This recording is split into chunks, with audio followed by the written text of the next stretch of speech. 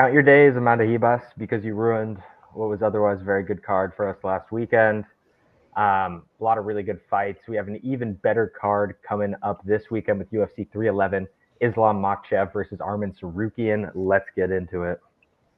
All right, let's break it down. So the first fight here, we got Tagir, that's a name, versus Clay Carpenter. Um, yeah, I don't really know much about this one, so walk us through these fights here, Jackson and Grant, and what realistically we should be expecting here. Yeah, this should be a fun one. Tagir is, I'd say, mostly like a high pressure wrestler, decent striking. He has a decent jab, pretty much has a takedown behind it whenever he throws them. Um, Most of his wins are just very wrestling, very grappling heavy. Not the best takedown defense. You can definitely catch him if you're the one applying pressure. He doesn't fight the best off of his back foot. One fighter who kind of exposed that was Tim Elliott.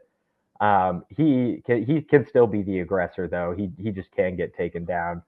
Tagir missed weight when he was scheduled to fight against Josh Van, and that's I think the most recent kind of Tagir event.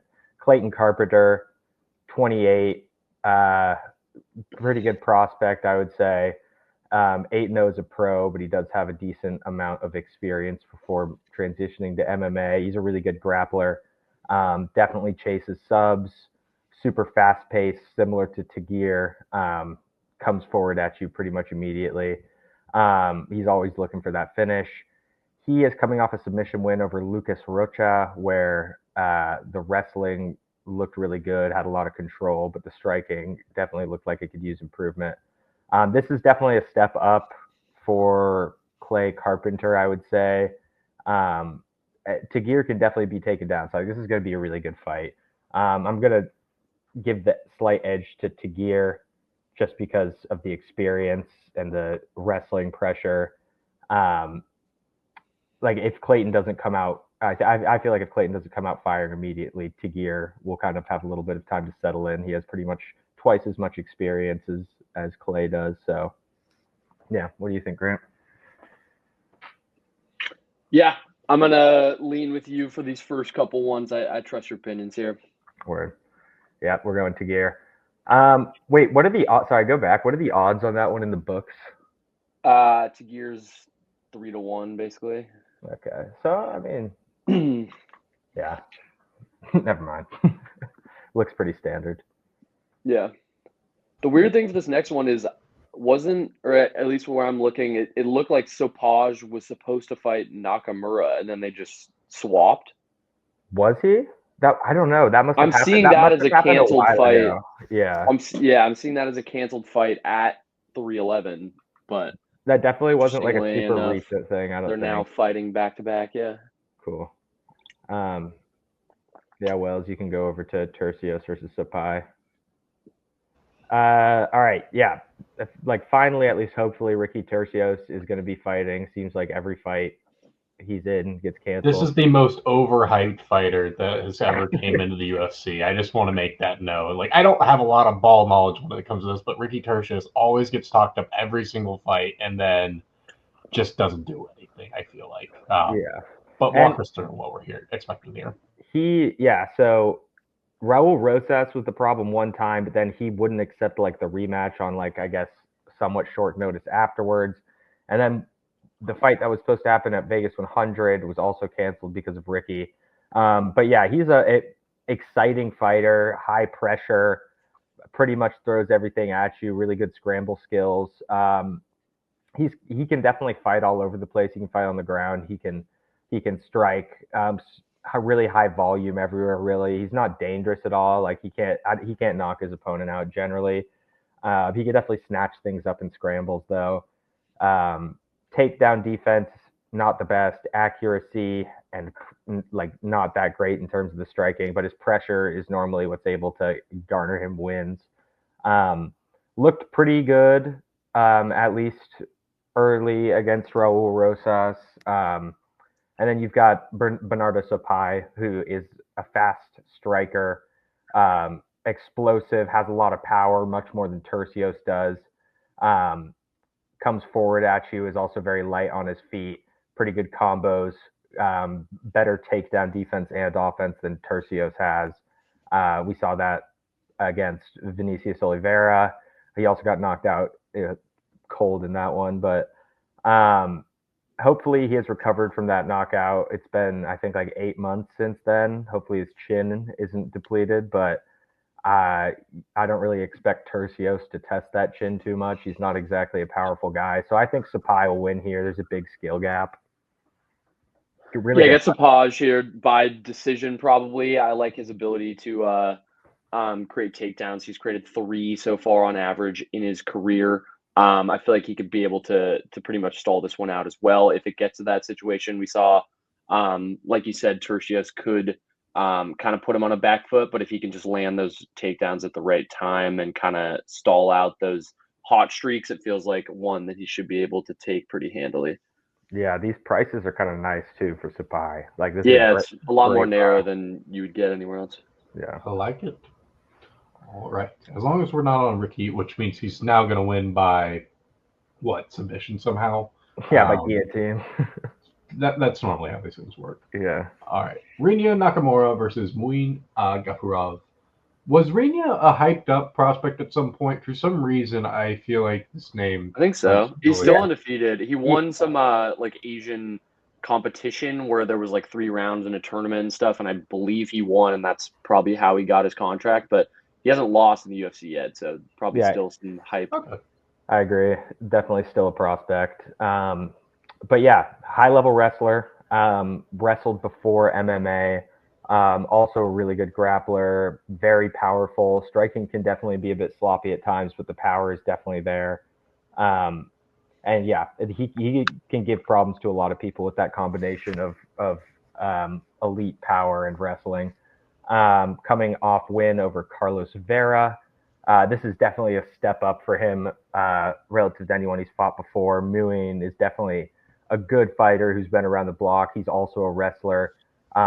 Might be, I'd say, the more accurate technical striker than Rinya, or at least from what we've seen. He's also powerful as well. He'll absolutely throw bombs. He is coming off a win over Kyung Ho Kang, where his wrestling didn't really look amazing.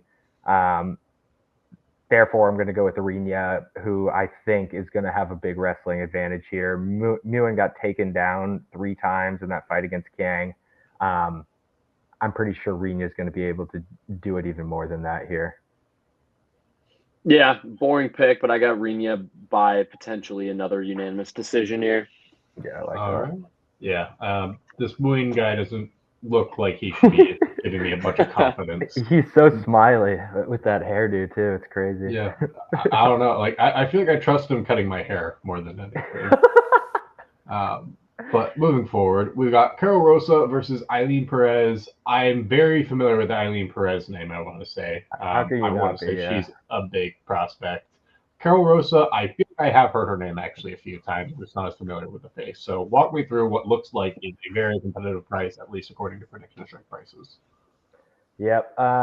So what are I think Eileen is a reasonably big underdog here. I think she's like plus 200. Plus 200, yeah. Yep. So, I mean, if you're on the Carol Rosa side of things, great value here on PredictionStrike. And Carol is a really high volume striker. You'll see that she lands 6.49 significant strikes a minute.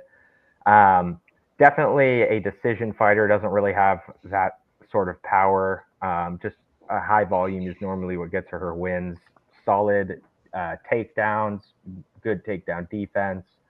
68%, 12 takedowns in all of her UFC fights. Has a ton of cardio, ton of pressure.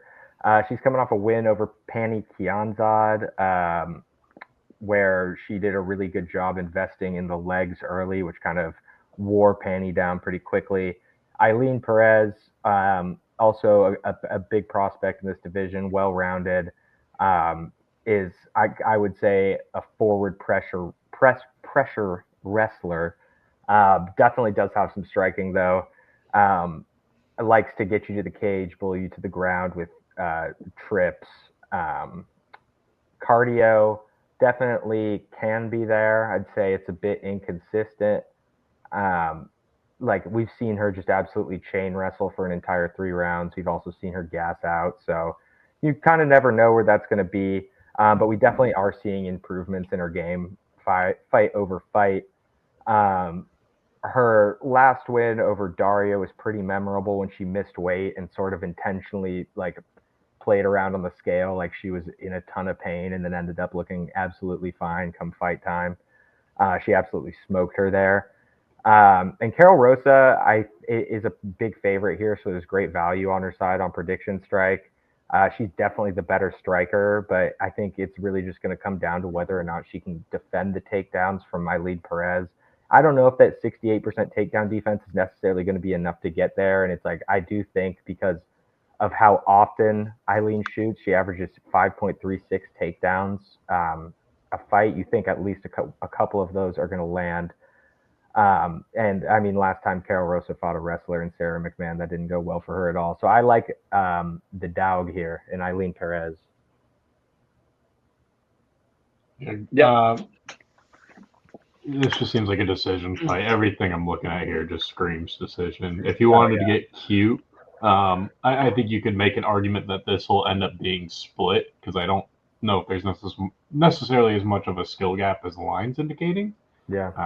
I think that's a good call. Like the plus 3.5 bet or something on Eileen Perez would be kind of sharp. Yeah. Especially if you get that around like even odds, that would be nice. Because I'm also trying to like thumb through their competition here, and neither of them like it's clear Rosa has some better competition between the two, but not that really that sells me. But with that said, unless Grant has anything he wants to add on here, I think we'll move forward. No, agreed. Perfect. Grant Dawson versus Diego Ferreira. We got probably some of the cooler tattoos I've seen in a minute. Yeah, that's all I really got here. I don't know why, but he looks like he's 2 different ages. His head looks like he's like 40, and then his body looks like he's 20. So perhaps him, I guess. The Grant Dawson value here is pretty undeniable. You're getting a minus 250-ish favorite at an underdog price here. Yeah, exactly. I mean, there is a little bit to be worried about, I think, if this fight is standing up for the majority of it.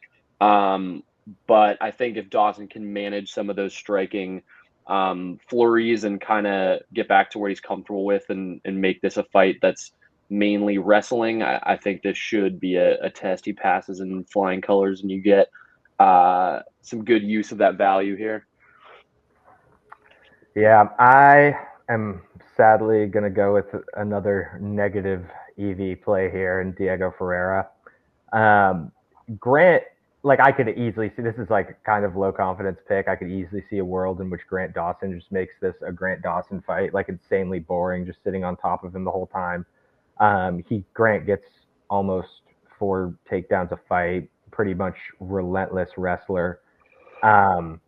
And we actually saw him finish somebody recently in Rafa Garcia. But most of the time he's just sitting on top of his opponents. And I just think Diego Ferreira is not the type of guy that is going to let a boring fight happen. He's like just an absolute dog, really good BJJ, transitions from position to position well, also really good striker. Takedown offense and defense aren't great, but he's a dog and he's super slippery. He can just get up really quick. And his takedown defense kind of skewed because he fought some really good wrestlers in Beneil Dariush and Mateus Gamrot. But yeah, I think Grant might be able to get the takedowns here. He should be able to, but Diego will get up, scramble. He swings super hard. So if there's going to be a finish, I think it's going to be on Diego's side. So, I mean, another, like, if you're going to veer off of PredictionStrike for this one, because maybe you're not on the Grant Dawson side of things, he's easily the best bet in this situation on PredictionStrike. You could go like inside the distance, no action on Diego or something like that. But yeah, I'm taking a swing on him. I think he might get a knockout here. I like it. Anything for you, Grant? Grant's got Dawson. Yeah. You got Dawson? All right. Sorry, I'm an idiot. I was looking through. I was trying to figure out this Gregor Gillespie guy who hasn't fought in like. Oh yeah. He Gillespie's also a good wrestler. Yeah, because I was trying to see, like, those are the only 3 losses, really. Like, every loss this guy has is, like, actually a quality fighter. Yeah, dude. So I think I'm with you there as well. Seems like an interesting spot. But Zachary Reese versus Asvat Bekova. We have the right fill-in, right? This is the right guy. I don't think we could find odds, right? Yeah, what do you know about this guy? I had a tough time digging up some info on it. It was hard to find anything. Yeah. We've got Azamat Bagatov from Borat here.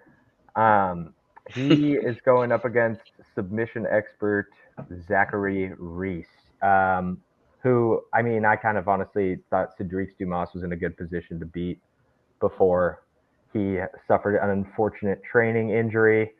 Bekoev, not a ton about him out there. He trains out of American Top Team. He beat who was it? Dylan Bugka. He beat Dylan Bugka, who, I mean, kind of has some UFC experience. Not the most impressive thing in the world to go to a split decision with him, but he beat Lucas Fernando. He just has a bunch of experience for kind of not having fought a UFC fight. He's really tough. He's only ever been finished by one person. Who was that? That was Heretic. He only got finished by Heretic. And so he's really hard to crack. So, I mean, I'm going to go with Reese here.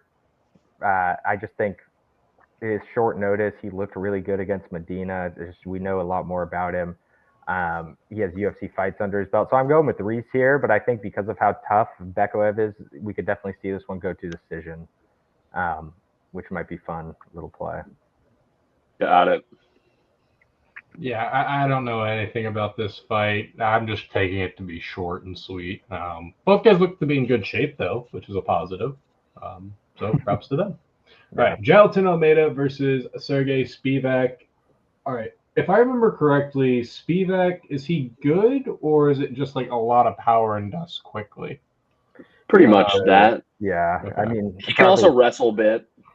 But I don't know if he'll necessarily want to wrestle in this one because that's a dangerous game to play. Yeah, he's good, but he's kind of at like the point in his career where he's only really gets matched up against other really good fighters. So it's this picture just isn't looking too hot for him compared to his opponent. Like I hate Shane Gillis that much, but like you got Shane Gillis versus an actual fighter. Dude, I mean Maladino is just one of the scariest fighters there are out there right now.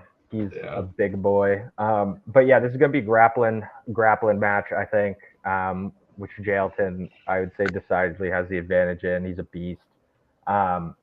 He does typically, he can strike a little bit, but he doesn't ever strike for long, really. He's going to shoot a takedown pretty much as soon as the fight starts. He's taken down, I think, every single person he's ever fought against. Romanov, Curtis Blades, who was widely known as a very, very good wrestler, got taken down pretty easily by Almeida. Spivak, big wrestler, good ground game too. Okay subs, pretty capable in the ground and pound. Probably might be a better striker, or at least technically speaking, than Jailton Almeida. He's got a good jab, solid volume, 3.51 strikes landed per minute. He's coming off a round one sub win over Marcin Tybura. I think basically Spivak isn't going to be able to defend the takedowns, and Jailton Almeida is going to win by either sub or decision. Agreed. Yeah. It's a tough one. Jailton is just a beast. Fair enough. On to our next one. I got we got fights to tell. I see both sides like Chanel. See on both sides like Chanel. Whoops. Anyways. Peyton Talbot versus Raoni Barcelos. Yeah, we got Frank Oceans Bay going up against Raoni. All jokes aside, massive Peyton Talbot slappy. Like, I'm very excited to see where this kid's kind of goes in the UFC. He might be the best prospect out there right now, just in terms of like exciting fights, like potential, all that combined. And he kind of gets it as well from being like a high level prospect. He's just like, I need to have the correct personality for this. Like, I don't know. I'm very intrigued by the energy. Very, very, very excited to see this kid. So walk us through it.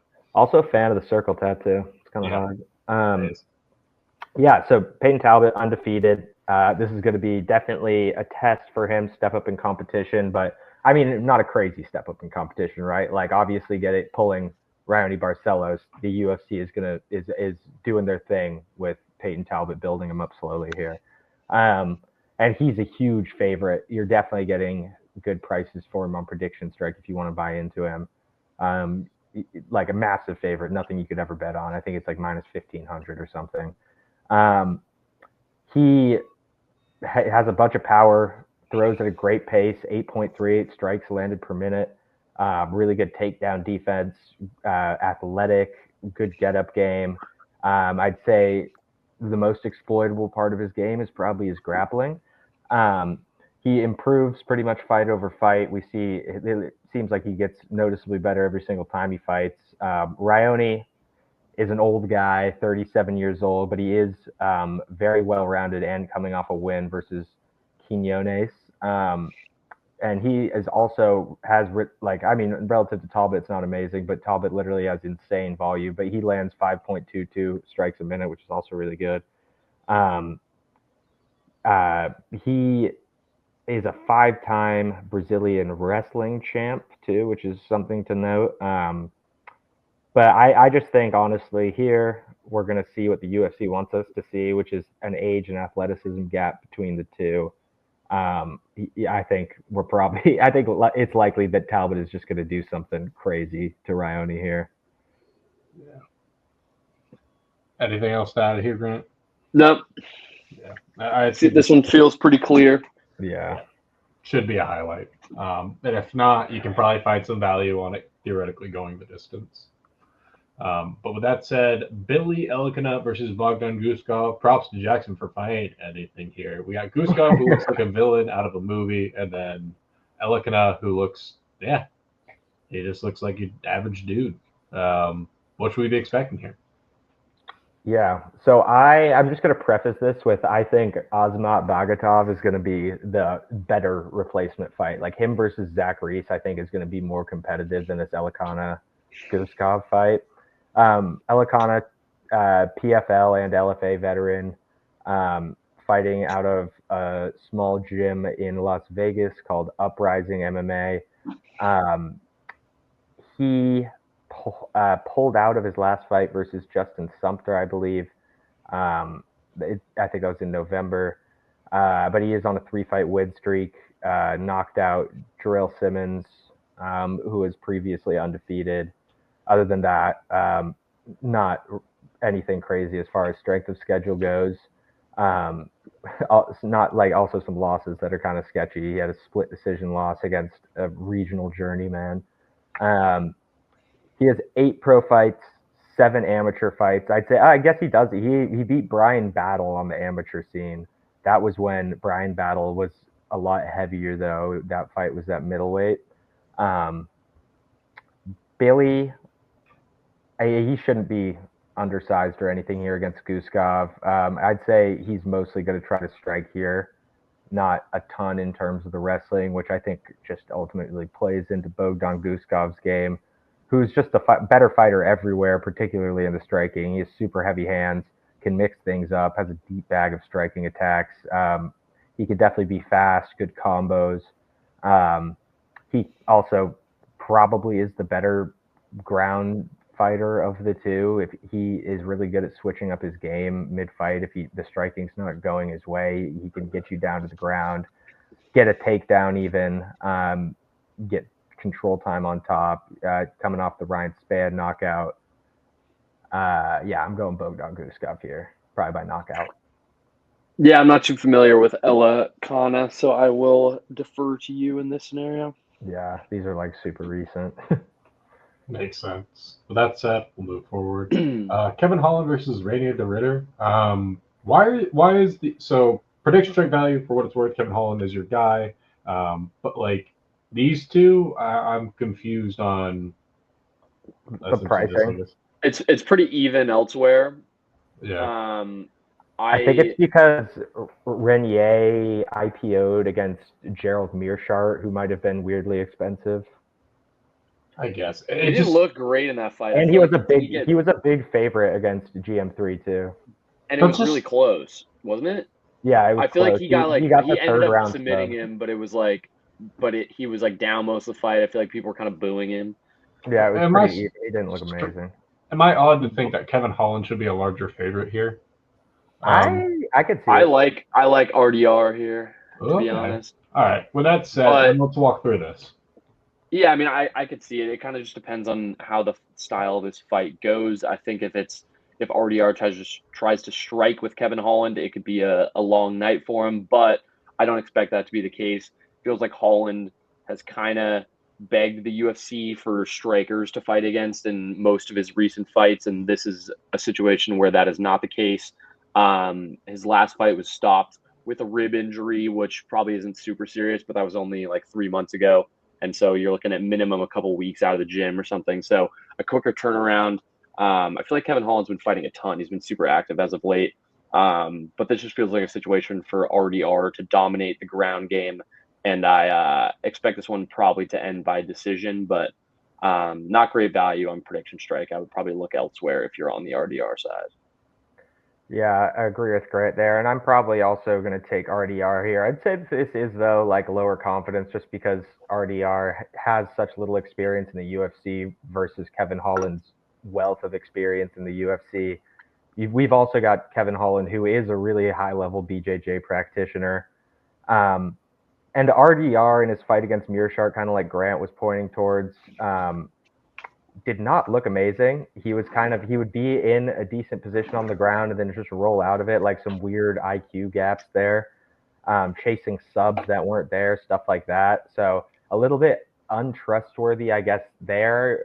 We're going to have to trust that he buckled a few of those things up between his debut and now, because Kevin Holland is very skilled on the ground. But the issue with Kevin Holland has always been, if you can get takedowns, you have a big gaping advantage there against Kevin, and that's still the case today, even though he's cleaned it up a little bit. So, yeah, I think because Renier can get the takedowns, he probably is going to have success here in this one. Decision, I'm going to say. All right. I like it. Yeah, I'm a Kevin Holland slappy. I'm nothing too crazy there. I do think it's like we've seen it a lot of times before, though. People with like no experience that all just come in and get absolutely smoked out of nowhere by a guy like Kevin Holland, I feel like. Oh, 100%. That's kind of how I'm looking at this, I guess. It just seems like a weird fight because it's like you see the guy and how he transitioned. Joe Meerschaert, I think he's fine. I don't know. I just find it interesting that you transition to the UFC after you get knocked out twice by what does seem like an absolute beast, but he's going against. But like, you're right. Bizarre. He lost both of his belts to strikers, which is another thing. So I'm just kind of like, I don't know. Seems sketchy. I can see it. Also looks like he could be doing my taxes for me. Anyways, Beneil Dariush versus Renato Moicano. This is a name fight if I've heard one. So how should we be going about these? They both have their respective legacies to a degree. Should we putting money on Moicano here, or like what are we doing? So these prices are flipped, I'd say, from general consensus. I think we've got Beneil sitting as like a plus 180 dog here. He is really good everywhere, powerful guy, averages around 2 takedowns a fight, good control on top when he's on the ground. No-gi BJJ world champ. Insanely good takedown defense at 80% there. He looks really old because of the gray hair, but these guys are actually the same age, both born in 89. And Renato has been around for a while, but he's been putting it together really nicely recently. Is now putting together wins here. Very cool guy, very marketable for the UFC. Puts on a show for sure, and is just a grinder. In order for him to win this one against Dariush, he needs to get the takedowns. Clearly, Beneil has elite takedown defense. So the question is, will he be able to do that? I mean, and I kind of like go back and look at Renato's wins. He was going to lose to Drew Dober, and then Drew Dober basically lost himself that fight. Then Jalen Turner had Renato asleep, asleep on the ground, and then lost that fight somehow. I mean, he looked good against Benoit, caught that kick, but he is a very tough guy, no quit. I just like not super convinced by his recent win streak, honestly.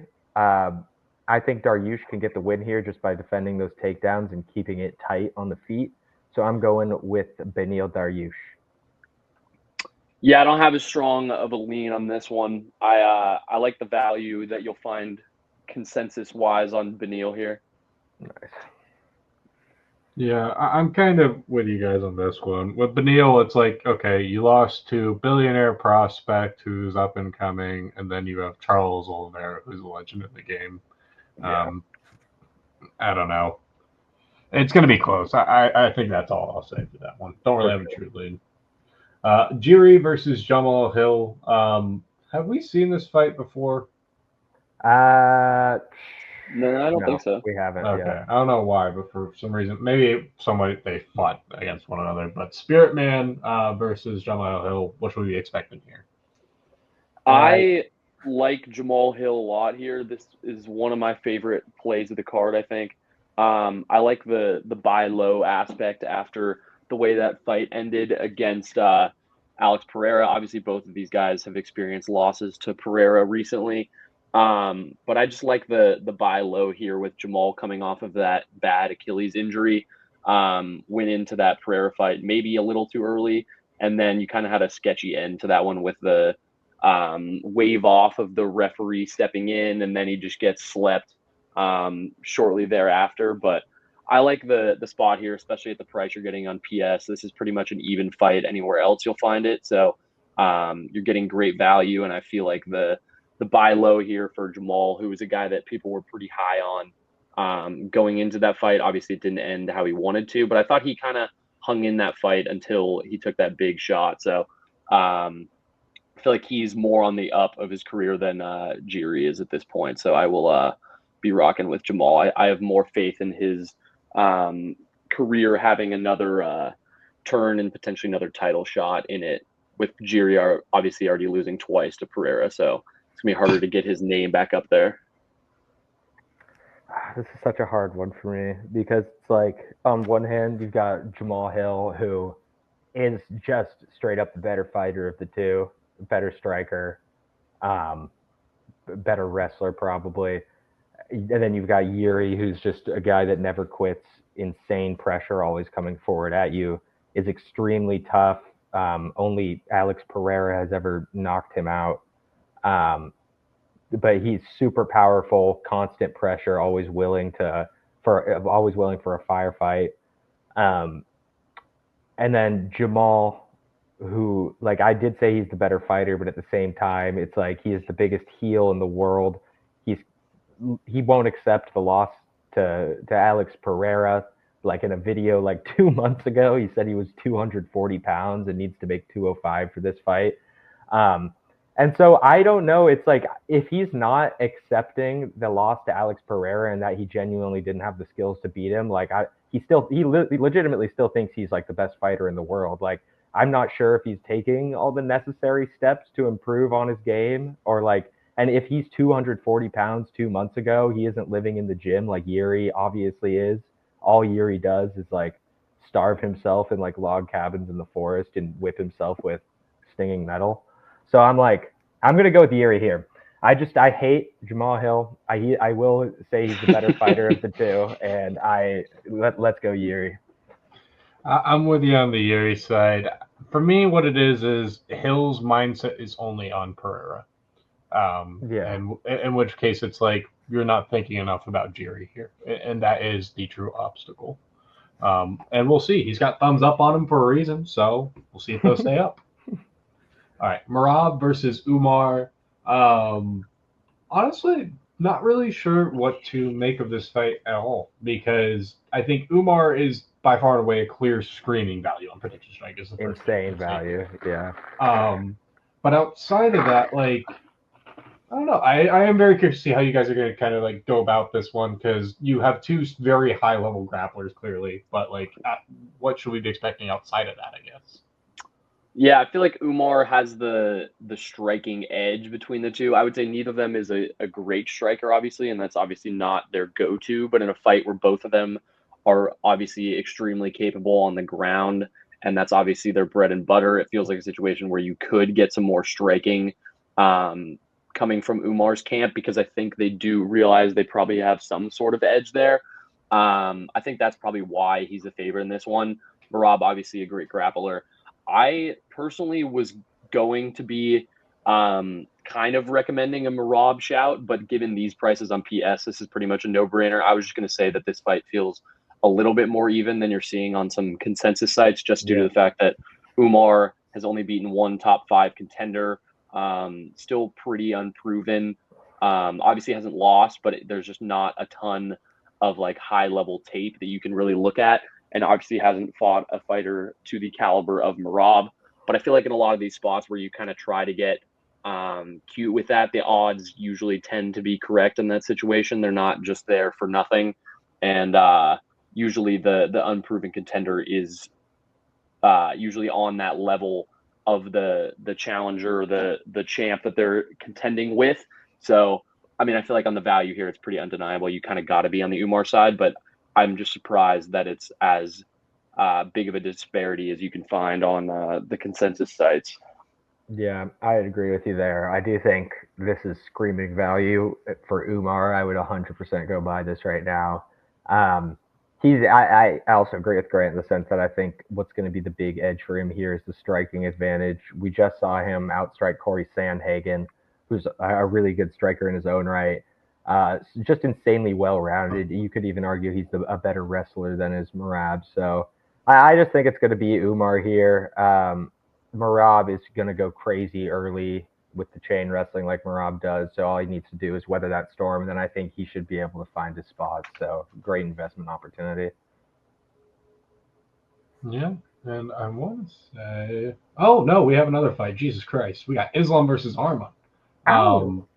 Yeah. What should we be expecting here? This, in theory, should be a banger.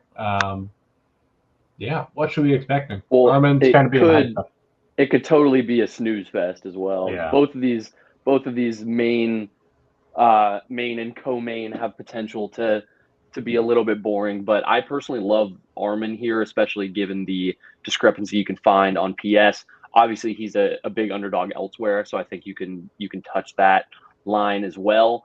I just think this should be a little bit of a closer fight than it looks to be on other sites. I think Tsarukyan is probably the most dangerous threat to Islam's title in this division. And I personally like the play. I think he can hang on the ground, and I think he also has potential to even be a more dangerous striker than Islam has shown. And I don't think this fight is as crazy of a difference between these two fighters as the odds would make it seem. Jackson, I feel like you're probably going to be on the Islam side of this one. Yeah, I'm going Islam. I mean, I do think Arman can win, and the value on PredictionStrike for Islam is completely blown out. You can't buy him really. I mean, Arman probably has both of these guys really high level wrestlers. Both of them really good strikers too, I would say. Arman might even have a bit better cardio, but there's a few things that I like on Islam's side of things that just pushes him over the scale. He's just nonstop. He's really big for this weight class. Like whenever you see him fighting against anybody, he just looks like the larger guy. Really, really good takedowns. And I mean, like I said, Arman might have better cardio, but I think there's a good chance that even if Arman survives the storm, Islam is going to be so far ahead in the scorecard with all the takedowns, significant strikes. I'm feeling Islam on this one. Just can't take him on PredictionStrike or really anywhere. Yeah, I mean, if I'm just straight up picking a winner or something, I would give the edge to Islam. I just feel like the value here is on the Arman side. The line feels a little bit further apart than I would have guessed it would be. And I do feel like this is probably his biggest test in the division. So if he's going to lose the belt at some point, I feel like Arman has as good a chance as anyone. So I'm going to probably put a little splash out there on the underdog in this one. Let's go. Yeah, I like the Arman play. Let's get weird with it. Give Billionaire Man the chance here. So we will see. Yeah, Billionaire Man. He's been rich like his whole life, right? I think so. Yeah, that's crazy. But yeah, that's about it. Clear value on Armin here. Subscribe accordingly, invest accordingly, and be responsible accordingly. But until next time, hope you all have a great day. And